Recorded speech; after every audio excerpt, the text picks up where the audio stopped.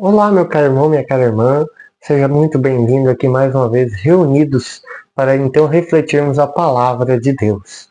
Hoje é segundo domingo do Advento, dia 8 de 12 de 2024, aonde celebramos, junto ao segundo domingo do Advento, a Imaculada Conceição da Bem-aventurada Virgem Maria. Aonde hoje, segundo recomendação, se possível, utiliza-se uma vela vermelha, segundo o folheto da celebração. Nessa celebração se dizem o glória e o creio, por causa dessa data especial, né?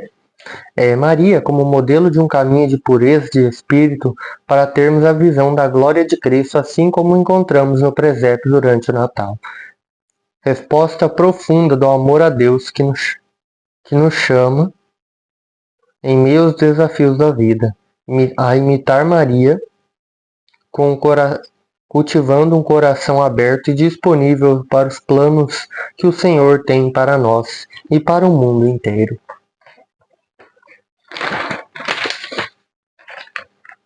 Em Maria, sempre obedientes à sua voz, concretizasse seu projeto salvífico, que alcança a todos em Jesus, palavra feito carne.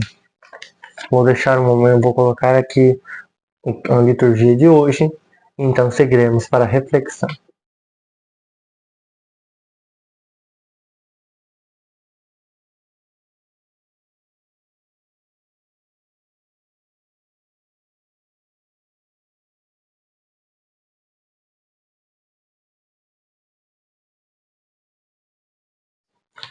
Bom, a reflexão é na primeira leitura de Gênesis, capítulo 3, versículos 9 ao 15 e 20.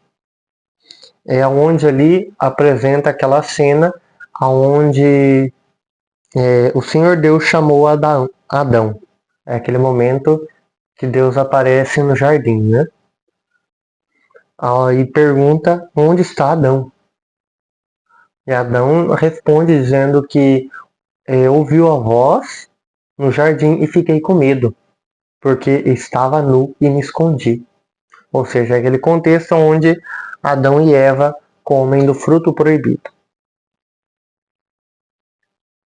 Então Deus pergunta quem disse a ele que ele estava nu.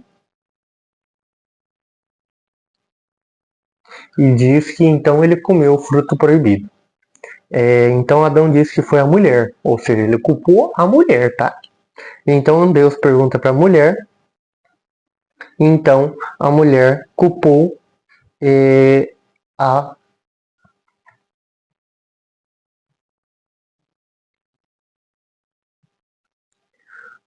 Então a mulher culpou a serpente, dizendo que ela enganou, que a serpente enganou a mulher.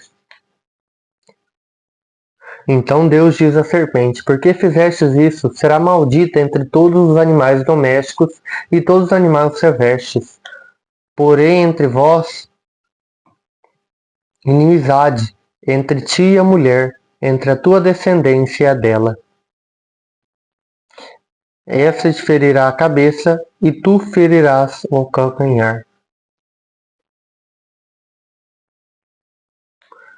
Essa foi a primeira leitura. Na segunda leitura de Efésios, capítulo 1, versículos 3 ao 6, do 11 ao 12, temos ali a leitura da carta de São Paulo aos Efésios. Bendito seja Deus, Pai de nosso Senhor Jesus Cristo, que abençoou com toda a bênção de seu Espírito em virtude de nossa união com Cristo no céu. Em Cristo, Ele nos escolheu antes da fundação do mundo, para que sejamos santos e irrepreensíveis sob o seu olhar, filhos adotivos, segundo o projeto daquele que conduz tudo conforme a decisão de sua vontade. Nós somos predestinados, os que de antemão colocaram a sua esperança em Cristo. E já no Evangelho de São Lucas, capítulo 1, versículos 26 ao 38, temos ali a parte que o anjo aparece a Maria e diz: Alegra-te, cheia de graça, o Senhor está contigo. E então Maria, perturbada, pergunta qual o significado de tamanha saudação. Então o anjo disse: Não tenhas medo, Maria, porque encontrastes graça diante de Deus. Eis que conceberás e darás à luz um filho, a quem porás o nome de Jesus. Então Maria perguntou ao anjo: Como eu conceberei se não conheço homem algum? Então o anjo disse que o Espírito Santo descerá sobre ela, e o poder do Altíssimo te cobrirá com sua sombra. Então ele cita o exemplo de Santa Isabel, que estava grávida mesmo na velhice, e já estava no 6º mês, né? Então o anjo diz: porque para Deus nada é impossível. Então Maria, finalizando este evangelho, diz: Eis aqui a serva do Senhor, faça-se em mim segundo a tua vontade. Bom, a gente entende ali, na primeira leitura, percebemos uma perda, né? Adão e Eva perdem ali, então, vamos dizer assim, a graça diante de Deus.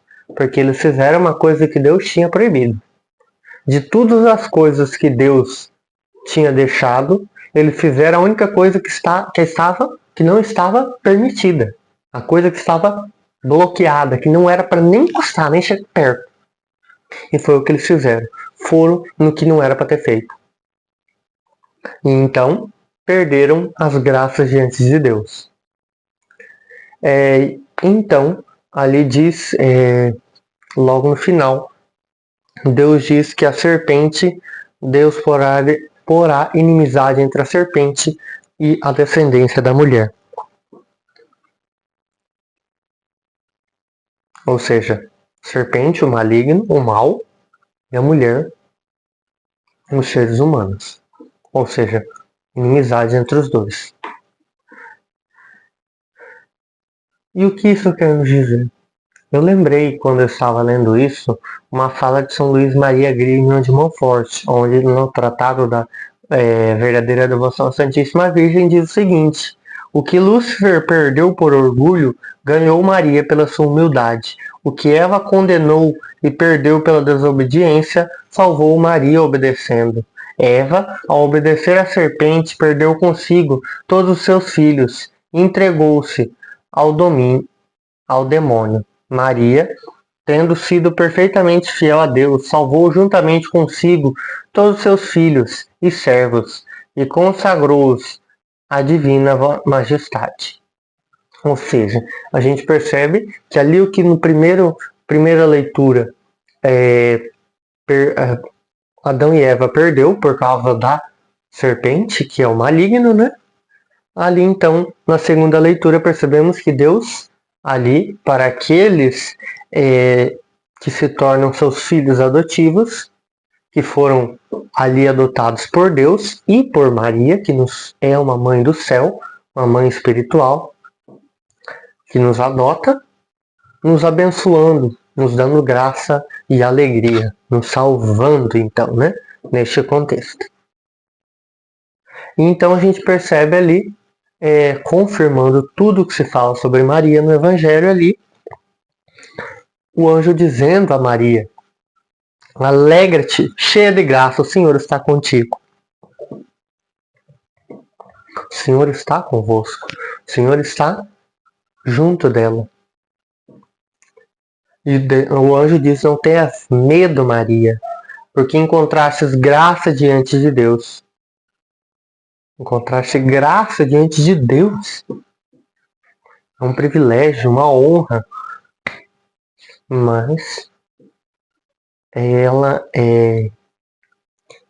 mesmo nas incertezas do mundo, ela pergunta como ela considerará então o Filho de Deus. Então o anjo diz que o Espírito Santo descerá sobre ela. E ali então ele finaliza dizendo: porque para Deus nada é impossível. Deus pode tudo. Então ela finaliza com a resposta final: eis aqui a serva do Senhor. A gente percebe que quando o anjo ali então apresenta a vontade de Deus, Maria ali fica um pouco apreensiva. Até nós ficamos ali apreensivos sobre a vontade de Deus. Então, o anjo diz: não temas. É um convite a nós não temermos a vontade de Deus. A exemplo de Maria. E daí, às vezes, quando a gente não teme, a gente pergunta como acontecerá. Foi isso que aconteceu ali no Evangelho.